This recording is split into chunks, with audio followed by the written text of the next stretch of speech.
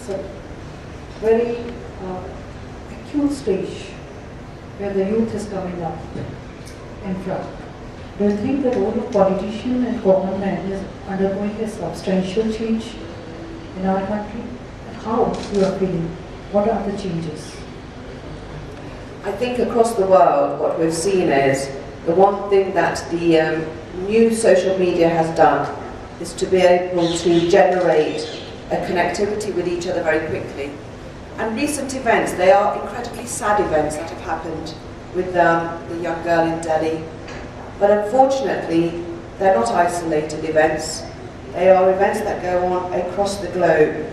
And the one thing that we've known from whether it's the Arab uprising to whether it's the protests that are going on in India today, the young people are at the heart of leading from the front. And I think young people should be congratulated for actually igniting the consciences of countries. It's the same across the world. I think it's crucial. I was a youngster when I got involved in campaigning.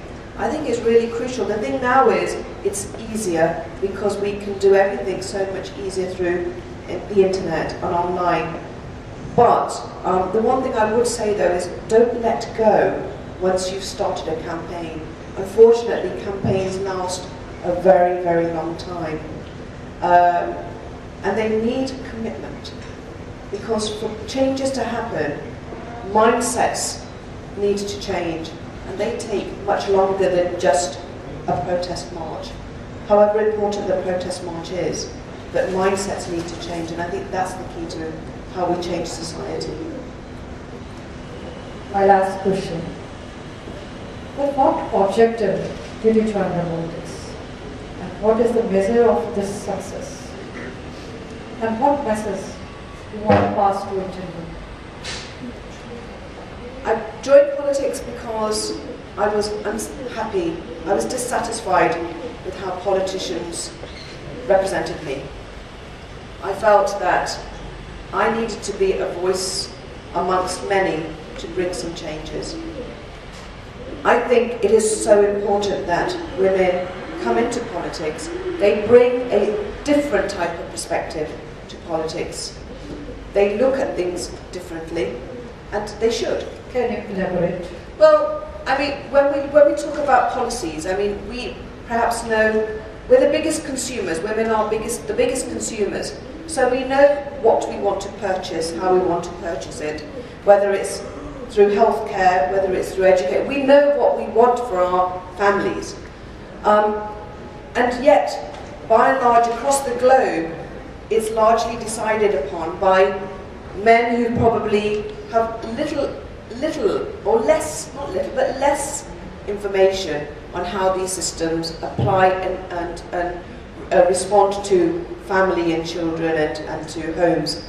So I think women look at, I mean, I know when I'm looking at policies, I want to know what impact it will have on employment, on job life, job-home balance, on whether the pay will be of equal path or equal work. So all of those things are circling around in my head when I'm looking at how policies are derived. And what will be the net impact on society as a whole? I think those are the things that women do, by and large, because we think more laterally, I think bring to the table. It's not to undermine what men bring. I think it just adds value to what is already there.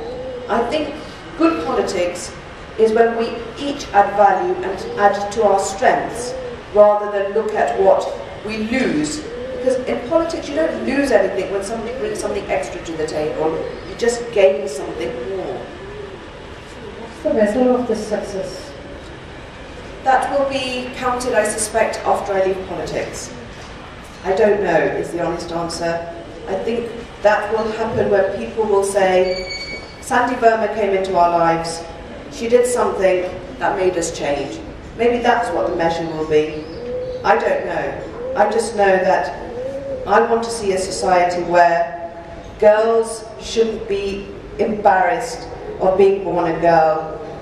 I don't want to feel that others should feel embarrassed because they are of dark skin or that they're from a poor family, or that they're from a lower part of this so-called lower part of society.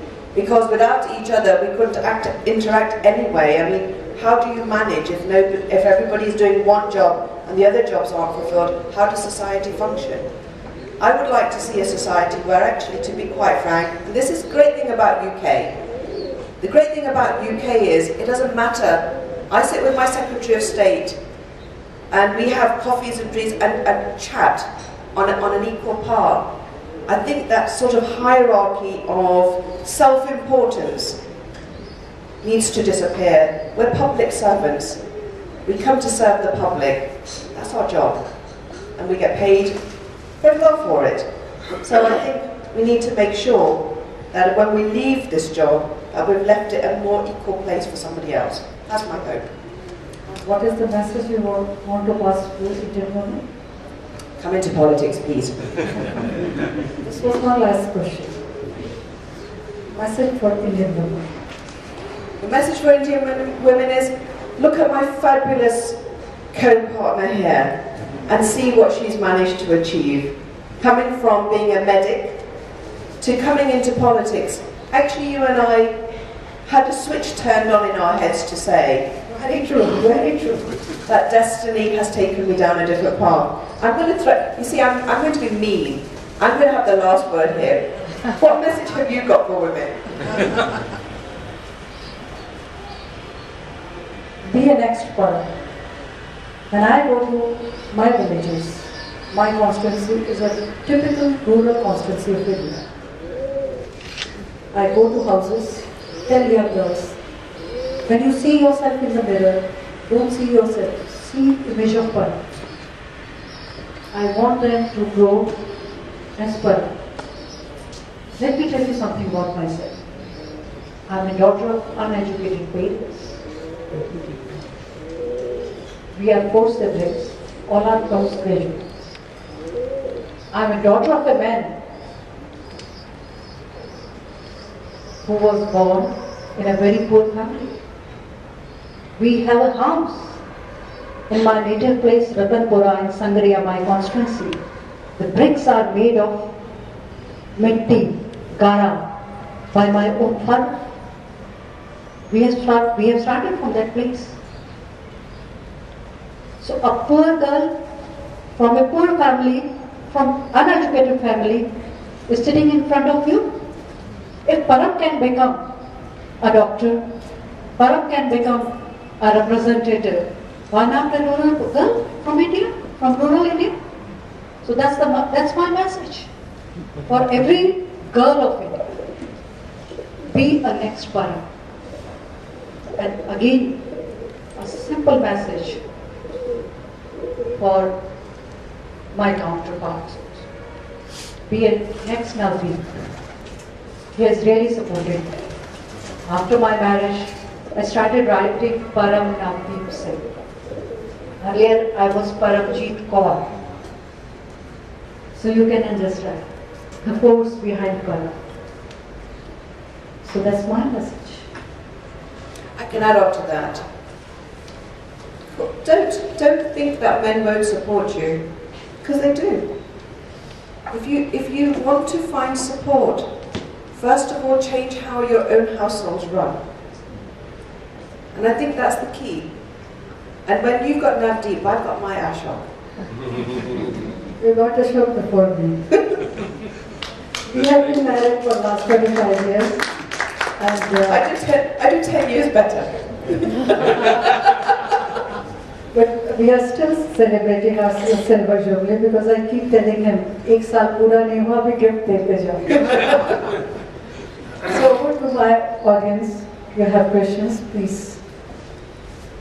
Will you pass this mic? First is about local governance. Now in European countries and in America, there's very powerful local governance. In our case, it is non-existent, which is why the state of our cities, the state of our villages is presumably what it is.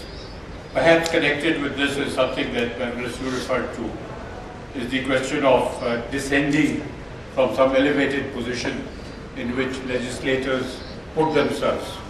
Here the impression with the public is that they are doing everything all the time to somehow elevate themselves above and beyond the public.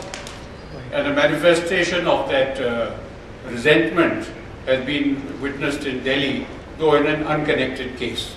Here they are all the time looking for red lights, for roads to be blocked, for them to pass, for the people to be harassed. Recently there was a rally which earlier we were talking about by one of the political parties, completely disrupted the life in the city due to traffic jams and so on, and a matter of total unconcern for the party in power. Perhaps it's your party, I don't know. I'm not sure. It doesn't matter. The other parties are all the same. So how is it, perhaps these are traditional systems in UK, Europe and America, particularly in America is extremely strong. In Germany is extremely strong. How can it be altered here? That's one question. Other one is unrelated to this, which is the, there's so many fine points in UK civil society. I've also lived there a bit in connection with, I was in the Navy, so I did my submarine training in England. I commissioned a ship in Birkenhead. That was a long time ago, things have changed much. But subsequently, and that was also a few years ago, I met young people from there, cadets from auxiliary air force and so on, and talked to them, and they were most pessimistic about their future, employment, opportunities, and it was just not just one of them, several of them independently. On the other hand, in India, despite the kind of background that Dr. Param described, and we all mostly originate in small villages and have come up by good fortune or effort.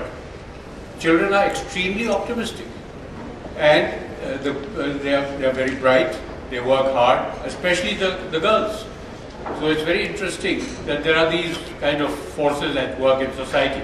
But to constrict it finally, local governance and control over legislators on the part of the public. I would find it incredibly structures of India because, to be quite frank, it wouldn't be my place to.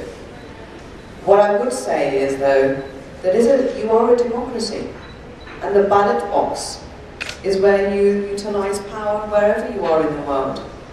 And the more people that come from different backgrounds into politics, the more it will change. But I will come back to my original point. You still are, by and large, a fledgling democracy. So I wouldn't expect that the size of your country is huge. It will take time to try and bring in systems that attract the sort of non-acceptance that we would have in the UK. And I'll speak on the UK because that's my home. But if I just say, recent events have shown that actually people are prepared to challenge the systems. I wouldn't be so pessimistic, but I would say that the ballot box for a democracy is the place that tells you whether you want somebody in or out.